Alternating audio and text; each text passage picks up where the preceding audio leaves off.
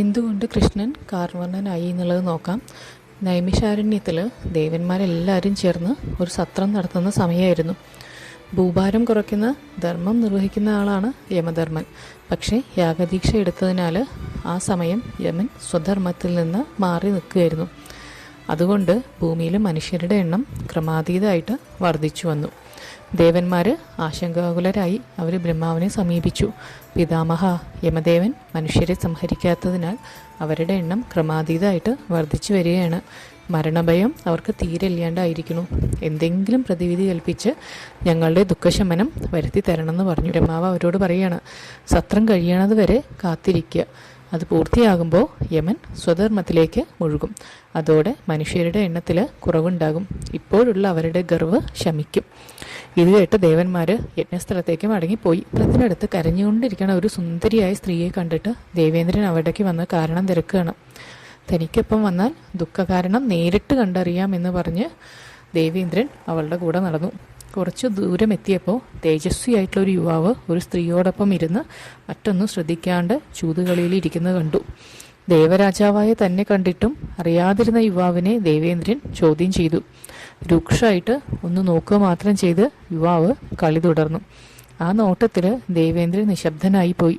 കളി പൂർത്തിയാക്കിയ യുവാവ് ദേവേന്ദ്രനോട് ഒരു ഗുഹയിലേക്ക് പോയിരുന്നു കൊള്ളാൻ പറഞ്ഞു.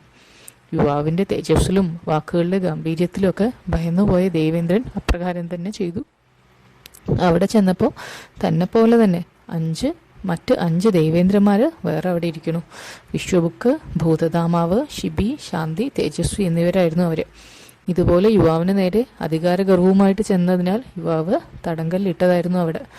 യുവാവ് ചില്ലറക്കാരനല്ലെന്ന് ദേവേന്ദ്രന് മനസ്സിലായി. തങ്ങളോട് ക്ഷമിക്കാൻ അവരെല്ലാവരെയും കൂട്ടിയിട്ട് അദ്ദേഹത്തോട് അപേക്ഷിച്ചു. ആ യുവാവ് മറ്റാരും ആയിരുന്നില്ല, സംഹാരദേവനായ സാക്ഷാൽ പരമശിവനായിരുന്നു അത്. താൻ കോപിച്ചതുപോലെ തന്നെ അനുഗ്രഹിക്കുന്നവനുമാണെന്ന് അദ്ദേഹം പറഞ്ഞു. പക്ഷെ കോപത്തിന് പാത്രമായി ഇവർ ഭൂമിയിൽ പോയി ജനിക്കണം. എന്നിട്ട് ദുഷ്ടമനുഷ്യന്മാരെ കൊന്നൊടുക്കി തൻ്റെ സന്തോഷത്തിന് പാത്രമായി കഴിഞ്ഞാൽ ദേവലോകത്തേക്ക് തിരിച്ചു വരാം. അങ്ങനെ അവരത് സമ്മതിച്ചു. അപ്രകാരം പരമശിവന്റെ ആജ്ഞപ്രകാരം ഭൂമിയിൽ ജനിച്ച ഇവരാണ് പഞ്ചപാണ്ഡവന്മാർ. ഇങ്ങനെ ഇതെല്ലാം മഹാവിഷ്ണുവിനോട് ദേവന്മാർ ഉണർത്തിച്ചു. ഭൂഭാരം തീർക്കുന്നതിൽ നാരായണനും പൂർണ്ണസമ്മതം. അദ്ദേഹം തൻ്റെ തലയിൽ നിന്നും ഒരു വെളുത്ത രോമവും ഒരു കറുത്ത രോമവും വലിച്ചെടുത്ത് ഭൂമിയിലേക്കിട്ടു. ഇതിൽ കറുത്ത രോമം കൃഷ്ണനായി ദേവകിയുടെ ഉദരത്തിലും വെളുത്ത രോമം ബലഭദ്രനായിട്ട് യദുവംശത്തിലെ രോഹിണിയിലും പ്രവേശിച്ചു.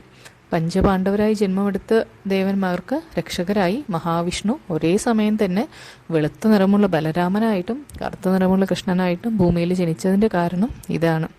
കാലം ചെന്നപ്പോൾ മഹാഭാരത യുദ്ധത്തിൻ്റെ പേരിൽ മനുഷ്യർ രണ്ടായി തിരിഞ്ഞ് പാണ്ഡവപക്ഷത്തും കൗരവപക്ഷത്തും നിന്ന് പോരടിച്ചു. രണ്ടു പക്ഷത്തും ആൾനാശം ഉണ്ടായി. ദേവന്മാർ ഉദ്ദേശിച്ച കാര്യം നിവർത്തിച്ചു. ഭൂഭാരം തീർത്ത് ദേവന്മാർ ദേവലോകത്തേക്ക് മടങ്ങിപ്പോയി. ഇത് മഹാഭാരതത്തിൽ ആദിപർവ്വത 199 അധ്യായത്തിലാണ് ഇത് പരാമർശിക്കപ്പെട്ടിരിക്കുന്നത്.